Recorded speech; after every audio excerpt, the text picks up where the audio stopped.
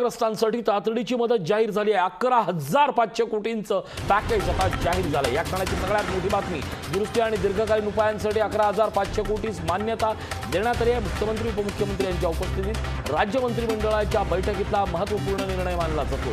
नुकत्याच राज्यभरात झालेल्या अतिवृष्टीमुळे संपूर्ण निर्माण झालेल्या पूर परिस्थितीमुळच्या नुकसानपोटी तातडीची मदत तसंच दुरुस्ती आणि इतर दीर्घकालीन उपायांसाठी 11,500 कोटी रुपये खर्चास आज राज्य मंत्रिमंडळानं मान्यता दिली आहे। मुख्यमंत्री उद्धव ठाकरे तसंच उपमुख्यमंत्री अजित पवार यांच्या उपस्थितीत झालेल्या बैठकीत मदत आणि पुनर्वसन विभागाने या नुकसानीबाबत सादरीकरण केलं।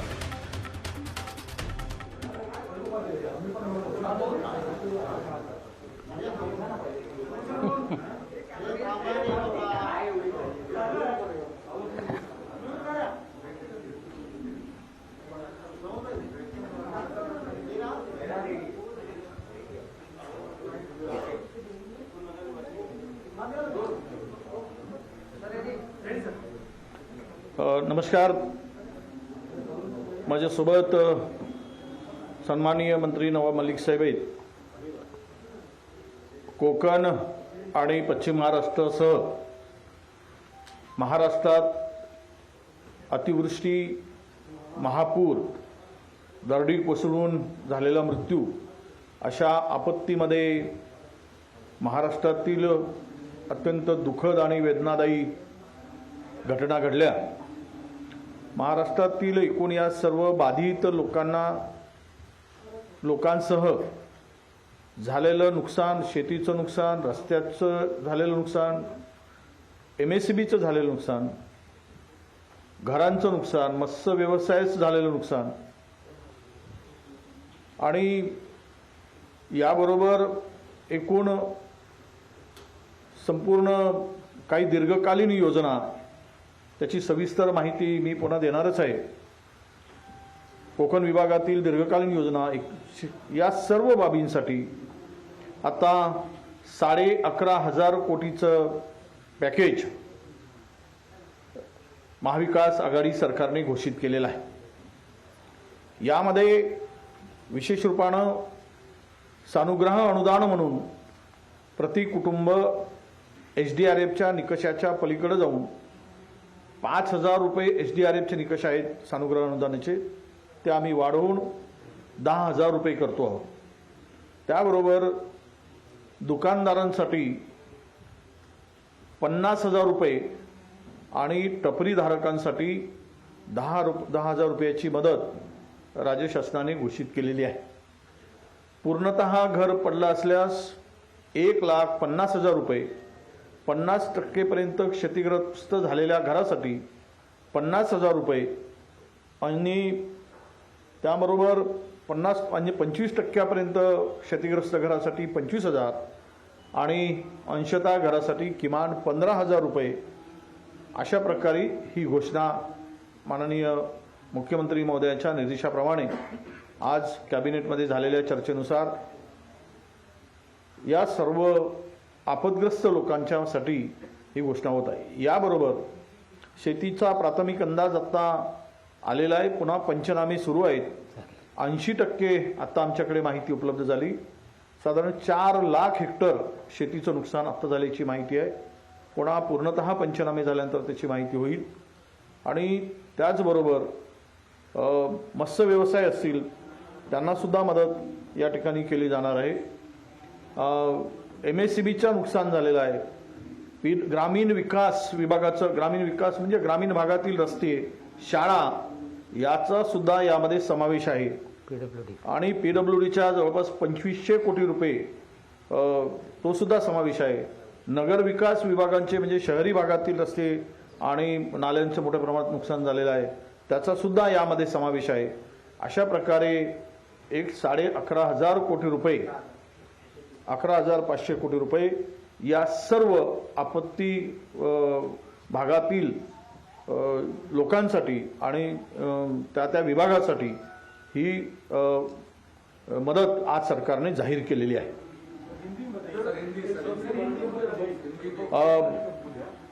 ये लास्ट मंथ में प्रश्न उत्तर करून घ्या। हाँ सर की ह्या आधी आपण सांगितलं तो मासिक कॅबिनेटच्या बैठकीमध्ये की 10,000 रुपये एनडीआरएफच्या निकषापेक्षा अधिक दिले. अजूनही पूरग्रस्त भागांमध्ये ते पैशांचं वाटप मिळालं नाहीये, चेक मिळाले नाहीये. नाही, आता एनडीआरएफच्या निकषाप्रमाणे पैशाचं वाटप सुरू आहे. आम्ही उदाहरणार्थ दाखल्याप्रमाणे सिंधुदुर्ग चिपळूण या शहराचं जे नुकसान झालं येथील आता आमच्याकडे 4,000 कुटुंबाची बँकेची माहिती आहे. कारण त्यांच्याकडे काही राहिलेलं नाही म्हणून बँकेतून ही माहिती सगळी गोळा करण्याचं काम आता सुरू आहे. परंतु मायनस अकाउंटमधून या सर्व घरांना मदत देण्यासाठी आदेश आज जी घोषणा झाली त्यानंतर त्याची अंमलबजावणी उद्यापासून सुरू होणार आहे. काही पैसे आम्ही मायनस अकाउंटमधून देणं सुरू केले. 700-800 कुटुंबाला ती मदत पोहोचली आणि साधारणतः ही सर्व कुटुंब संख्या 2 लाखाच्या आसपास आहे. आणि व्यापारी आणि दुकानदार आणि ही टपरीधारक आहे ही साधारणतः 16,000च्या पेक्षा थोडी वाढू शकेल. पण आत्ताची माहिती जी आमच्याकडे आहे उपलब्ध झालेली आहे ती 16,000ची आहे. आणि पूर्णतः घरांच्या संदर्भात सुद्धा पुन्हा माहिती आम्ही घेत आहोत. पण प्रति घर 1.5 लाख रुपये देण्याचं म्हणजे कॅबिनेटने आणि माननीय मुख्यमंत्र्यांनी त्याला मान्यता दिलेली आहे. आणि त्याबरोबर बाकी आपण शेतीचं सांगितलंय. शेतीचं नुकसान पुन्हा पंचनामे होऊ देत. त्यानंतर एनडीआरएफच्या निकषाच्या पलीकडे जाऊन शेतीला सुद्धा त्या पद्धतीचं नुकसानची मदत दिली जाणार आहे. सर, घर पूर्ण पडलं असेल तर 1.5 लाख की 1 लाख? 1,50,000. शेतीचं नुकसान जे झालेलं आहे म्हणजे पूर्ण जमीन खरवडून जाणं वेगवेगळ्या टप्प्यामध्ये 30,000 एकर आहे ना. कशा स्वरूपाची मदत नाही. 30,000 हेक्टर नाही, एकूण खरडून गेलेली जमीन साधारणतः 30,000 हेक्टर आहे. आणि त्यासाठी सुद्धा जे एनडीआरएफचे निकष आहेत त्यामध्ये अधिकचे पैसे राज्य सरकारने टाकून त्यांना मदत करण्याचा निर्णय आज घेतलेला आहे. सविस्तर नोट बागायती, जिरायती आणि फळबागांसाठी ही आम्ही तुम्हाला 1 तासभराने ती नोट आम्ही सर्व सर्क्युलेट करणार आहोत आणि ती सर्वांना ती मिळेल. सर, पंचनामा किती झालेला आहे आणि किती ठिकाणचा बाकी आहे? नाही, 80% पंचनामे जवळपास आलेत. काही भागातले 85% आले. काही जिल्ह्यातील 90% सुद्धा आले. परंतु पुन्हा पूर्ण पंचनामे होण्यासाठी पुन्हा 2-3 दिवसाचा कालावधी लागेल. कारण ही परिस्थिती तिथली होती, पोचता येत नाही अशा प्रकारची परिस्थिती तिकडे होती. याबरोबरच आता माडाच्या माध्यमातून ही जी झालेली बाधित म्हणजे लोकांचा मृत्यू झाला आणि दरडी कोसळून घर तिकडे गावच्या गाव त्या दरडीखाली आलेला आहे. अशा घरांचं पुनर्वसन करण्याचं काम माडाच्या माध्यमातून आजही तो निर्णय झालेला आहे. त्याची घोषणा स्वतंत्र प्रेस नोट स्वतंत्र विभाग काढणार आहे. पण त्यावर सुद्धा माननीय मुख्यमंत्र्यांनी आज निर्देश दिलेत की यासाठी स्वतंत्र धोरण करून पुढच्या कॅबिनेट पुढे यायचं आहे आणि त्याची तयारी करून आम्हाला सूचना केलेल्या आहेत. त्या पद्धतीनं पुढच्या 1-2 कॅबिनेटमध्ये सगळी तयारी करून त्यासाठी स्वतंत्र असं धोरण अति धोकादायक गावांसाठी की जे गावांची नोंद कधी यामध्ये नव्हती की धोकादायक ही आहे त्याच्यामध्ये नव्हती अशा गावांचा सुद्धा त्यामध्ये आता काही गावांचा समावेश करावा लागेल. म्हणजे डोंगराच्या पायथ्याशी असलेले, उतारावर असलेली गावं ही सगळी गावाची एक स्वतंत्र माहिती गोळा करून त्यासाठी त्यांचं काही गावाची तातडीनं त्या ठिकाणी पुनर्वसन करण्याची आवश्यकता आहे किंवा हलवण्याची आवश्यकता आहे. या सुद्धा सूचना संबंधित यंत्रणेला दिलेल्या आहेत. प्राण्यांचा मृत्यू झाला होता त्या बाबतीत काय मदत? नाही, प्राण्यांच्यासाठी सुद्धा निकषाच्या पलीकडे जाऊन 4,500 जनावरांचा या ठिकाणी एकूण मृत्यू झालेला आहे. निकषाच्या पलीकडे जाऊन त्यांना सुद्धा 7 कोटीपर्यंतची ती एक वेगळी मदत त्या ठिकाणी आता त्या पॅकेजमध्ये आहे. यापूर्वी ज्यावेळेस 2019ला पूर आला होता पश्चिम महाराष्ट्रामध्ये त्यावेळेस डायरेक्ट खात्यांमध्ये पैसे वगैरे असतात कारण की अनेक ठिकाणी बँकांमध्ये पाऊस पाणी वीज यंत्रणा नाही तर त्याच स्वरूपात दिले गेले होते. आणि त्याच्या स्वरूपाची मागणी विरोधी पक्षाचे धनंजय मुंडे पण होते त्यांनी मागणी केली होती. आता स्वतःचं सरकार आलं तर मग ही चेक स्वरूपात देणं सिस्टीम की ज्याच्यामुळे अनेक ठिकाणी बँकांमध्ये व्यवहार होतील ना होतील प्रश्न नाही असं आहे. नाही, रोख स्वरूपात विषयच नाही. मागच्या वेळेस रोख स्वरूपात दिल्यामुळे काही तक्रारी सुद्धा आलेल्या होत्या. त्यामुळे हे संपूर्ण चेक स्वरूपातच ही मदत होईल. डायरेक्ट डीबीटीच्या माध्यमातून खात्यात जमा होईल. या संदर्भात काही प्रस्ताव पाठवला जाणार कारण की टीम पाठवण्यासाठी काही पत्र व्यवहार झाला अशी माहिती उद्या परवा पंचनामे आमचे झाल्याबरोबर आम्ही एकूण झालेल्या नुकसानीची माहिती आल्याबरोबर आम्ही केंद्र सरकारकडे या संदर्भातली विनंती आणि केंद्र सरकारकडे पत्र पाठवणार आहोत की एवढं नुकसान झालं आहे आणि ती मदतीची मागणी केंद्र सरकारला करणार आहोत. प्राथमिक किती नुकसान झाले अशी माहिती का ज्या पद्धतीनं तुम्ही म्हणाल? नाही बघा, आता आम्ही 11,500 कोटीचं पॅकेज घोषित करत आहोत. ते तर नुकसान आपल्याला दिसतंय सर्वप्रथम. म्हणजे रस्ते आहेत, वीज आहे, शाळा आहेत, ग्रामीण रस्ते आहेत, शहरी रस्ते आहेत, नाल्यांचं आहे. काही ठिकाणी प्रायोगिक तत्वावर आपल्याला नदीच्या ज्या नद्या आता उथळ झालेल्या आहेत, वैशिष्ट्य असेल किंवा इतर नद्या आहेत त्या नद्यांची गाळ काढण्याची सुद्धा पुढच्या 3 वर्षाचा कार्यक्रम तयार करून तो सुद्धा कार्यक्रम हाती घेण्याची सूचना मुख्यमंत्री महोदयांनी दिलेली आहे. साधारणतः आता 11,500 कोटी रुपयांचं पॅकेज जाहीर केलं आहे. जर झालेलं नुकसान याच्यापेक्षा अधिक असेल आणि सरकारला अधिक मदत द्यावी लागेल तर हा आकडा आणखी वाढवणार आहे का सरकार? नक्कीच वाढवावं लागेल. पंचनामे पूर्ण झालेले नाहीत. मी सांगितल्याप्रमाणे 80% पंचनामे झालेले आहेत. जेवढ्या नुकसानीचे पंचनामे आणि आमच्या जिल्हाधिकाऱ्याकडून प्रस्ताव येतील त्या पद्धतीनं निश्चितपणे तो वाढेल. सर, हिंदी में जानना चाहेंगे कि आज राज्य सरकार ने कैबिनेट में क्या मान्यता? नहीं, देखिए 11,500 करोड़ का ये सब इसके लिए फ्लड के लिए पैकेज घोषित किया है. ये पूरे कोकण, पश्चिम महाराष्ट्र और पूरे महाराष्ट्र के लिए.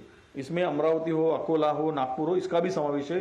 जैसे कि परभनी हो, नांदेड़ हो, ये जिलों का भी समावेश इसमें है. खेती का प्राथमिक अंदाज 4 लाख हेक्टेयर तक आया है. उसको एनडीआरएफ के निकष के बाहर जाकर हमारी सरकार ने भूमिका रखी है कि उसको मदद करने की. अभी फाइनल इसका आने के बाद में सर्वे पंचनामे आने के बाद में हम लोग इसके बारे में बताएंगे. आज तो मकानों के लिए जिस फैमिली में घर में पानी गया है उसको 10,000 रुपये तक सानुग्रह अनुदान देने की बात हुई. एनडीआरएफ के निकष 10,000 रुपये के, 5,000 रुपये के, वो बढ़ाकर 5,000 रुपये सरकार अपनी तिजोरी से खर्चा करेगा.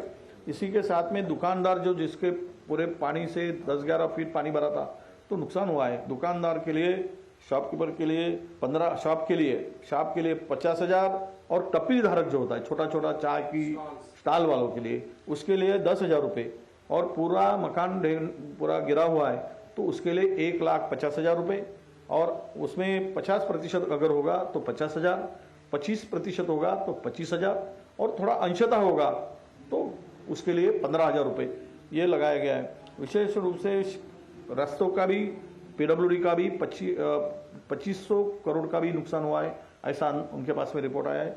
इसी के साथ में नगर विकास विभाग हो, यूडी हो और रूरल रोड हो, ये भी, और स्कूल का भी नुकसान जो हुआ है. तो ये सब का एक मिलाकर कुछ कायम परमानेंट सॉल्यूशन के लिए भी कुछ उसमें प्रावधान किया गया है.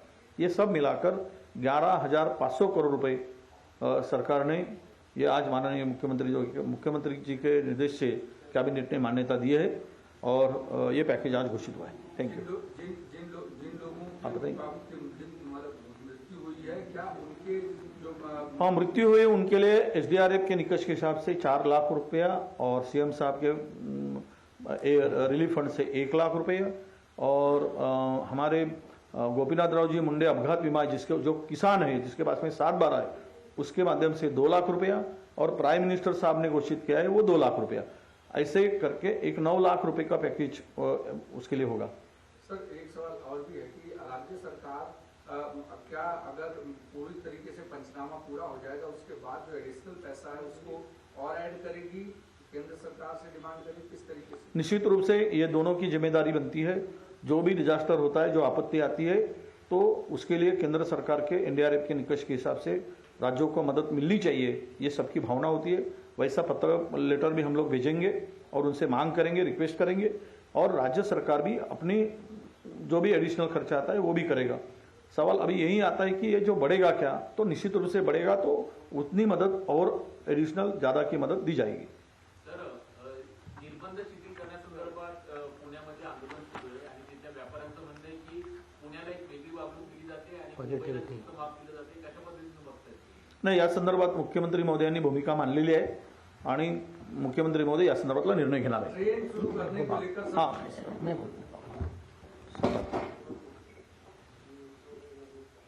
राज्य सरकार के निर्णयों की जानकारी सम्माननीय हमारे मंत्री महोदय ने दी, उसके साथ तो एक महत्व का निर्णय हुआ है कि जो तलई गांव है या उसके अगल बगल छोटे छोटे वाड़ी है 4, उनका सबका पुनर्वसन म्हाडा द्वारा किया जाएगा। जगह आइडेंटिफाई कर ली गई है और एक घर की कीमत 4.5 लाख रुपए होगी। पूरा इंफ्रास्ट्रक्चर तैयार करना, जो राज्य सरकार 1.5 लाख देने वाली है वो 1.5 लाख मदद पुनर्वसन विभाग देगा और उसके अलावा जो भी खर्च होगा वो पूरा खर्च Maharashtra housing area development corporation जो है वो अपनी तरफ से खर्च करेगा। और जिस तरह से बताया गया कि इस तरह के और गांव जो होंगे उनकी भी जानकारी इकट्ठा करके वो सभी लोगों को कैसे उनका पुनर्वास किया जाए उसके लिए एक नीति बनाई जाएगी। जहाँ तक सवाल है पूना के व्यापारियों का कि मुंबई के लिए अलग नियम बनाए गए और पूना के व्यापारियों के लिए अलग नियम है।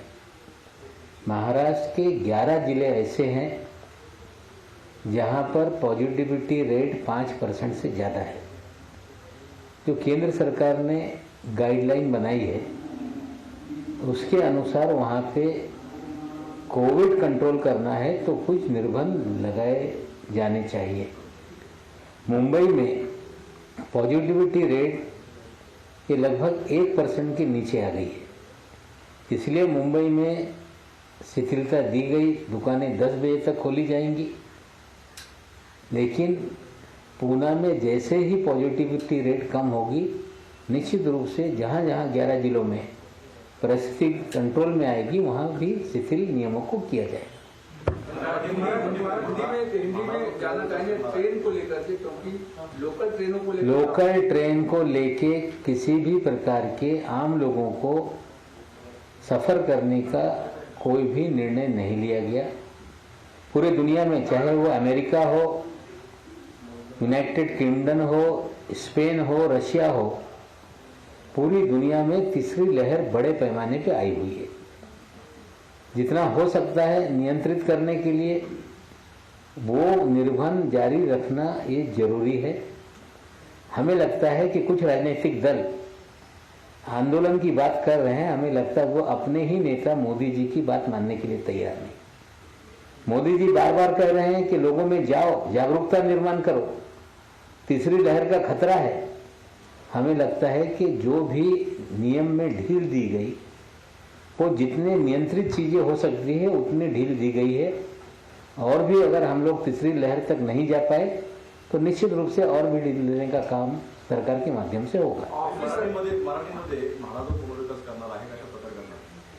राज्य सरकारने निर्णय घेतलेला आहे की प्रत्येक पूर्णपणे जे घर नष्ट झाले असतील त्यांच्या साठी 1.5 लाख रुपयाची तरतूद आहे।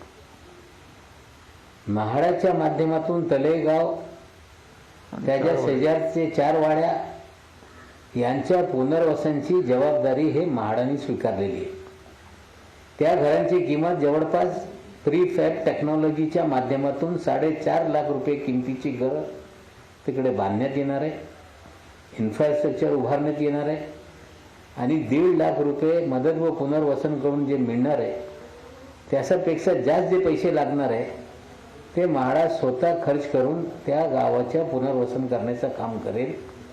त्याचबरोबर असे धोकादायक परिस्थितीत जी गावं आहे त्यांच्या बाबतीत यादी तयार करून त्याच्यासाठी एक पॉलिसी धोरण ठरवण्याचा पण आज मंत्रिमंडळामध्ये चर्चा झाल्यानंतर भविष्यात तो धोरण मंत्रिमंडळाच्या समोर येईल आणि असे धोकादायक जी गावं असतील, वाड्या असतील, वस्त्या असतील त्यांच्या पण पुनर्वसन केलंच पाहिजे, जेणेकरून यापुढे त्या अशी घटना होऊन लोकांचे जीवितहानी होणार नाही, त्यासाठी नवीन धोरण तयार करण्यात येईल। नाही, मुंबईच्या जे लॉकडाऊन मध्ये काही निर्बंध उठवण्यात आल्यानंतर पुणेचे व्यापारी सांगताय मुंबईला एक न्याय, पुणेला एक न्याय, मला वाटते हे योग्य नाही। महाराष्ट्रातले 11 जिल्हे जिथे पॉझिटिव्हिटी रेट 5% पेक्षा जास्त आहे, ऍक्टिव्ह पेशंटची संख्या जास्त आहे, तिकडे जे आधीपासून जे आपल्याला त्यांना परवानगी देण्यात आली होती त्याच्यात कुठलेही बदल झालेले नाही. मुंबईमध्ये जे बदल झालेले आहे, कारण इथे पॉझिटिव्हिटी रेट कमी असताना इथे दुकानाला 10 वाजेपर्यंत उघड्या ठेवण्याच्या परवानग्या देण्यात आलेल्या आहे. जर ह्या 11 जिल्ह्यांमध्ये पण परिस्थिती बदलली तर तशीच परिस्थिती, तसेच नियम त्या जिल्ह्यामध्ये पण लागू होऊ शकत आहे. रेल्वेच्या बाबतीत काही लोक मागण्या करताय. सर्वसाधारण जनतेला रेल्वे उघडता येत नाही, कारण अमेरिकेत असतील, इंग्लंडमध्ये असतील, स्पेनमध्ये असतील, रशियामध्ये असतील, युरोपच्या देशामध्ये तिसरी लाट आलेली आहे. एक देशामध्ये लोकसंख्या कमी असताना 50-60 हजार दर दिवस हे पेशंट पॉझिटिव्ह येत आहे. आपल्याला नियम तयार करून तिसरी लाट पासून लोकांना वाचवायचं आहे. त्यासाठी काही पक्ष हे आंदोलनाची भाषा करताय, स्वतः आंदोलन पुकारताय, पण ते स्टेशनवर जात नाही. लोक त्यांची प्रतीक्षा करताय. मला वाटते देशातले पंतप्रधान हे लोकांना सांगताय की तिसरी लाट थांबवण्यासाठी लोकांमध्ये जनजागृती निर्माण करा, आणि त्यांचे पक्षाची लोक हे आंदोलनाची भाषा करताय. मला वाटते केंद्राकडून त्यांना सांगण्यात आलं असेल, त्यासाठी ते आंदोलनाला ते गेले नसतील. हे जे काही निर्बंध आहे हे लोकांचे जीव वाचवण्यासाठी, तिसरी लाट रोखण्यासाठी आहे. जशी जशी आणखीन परिस्थिती सुधरेल निश्चित रूपाने नियमात शिथिलता आणण्यात येईल. आजच्या घडीला 11 जिल्ह्यांमध्ये जे लेवल 3 चे नियम होते त्याच्यात कुठलीही शिथिलता देण्यात आलेली नाही.